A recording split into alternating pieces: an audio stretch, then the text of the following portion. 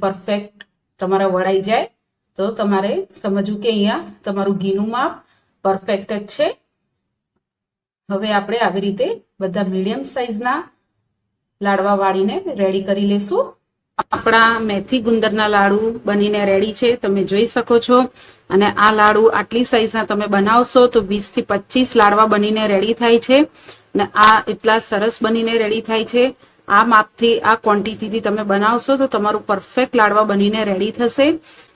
અને તમને હું એક તોડીને બી બતાવું કે કેવા બન્યા છે આપણા લાડવા. તમે જોઈ શકો છો કે ઇઝીલી તૂટી જાય છે અને સરસ એવું આપણું ગુંદર, ગોળ અને બધા ડ્રાયફ્રૂટ્સ ને મસાલા બધા સરસ એવા અંદર મિક્સ થઈ ગયા છે.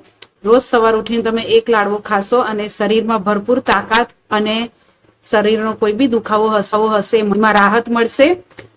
અને જો તમને મારી આ રેસીપી સારી લાગી હોય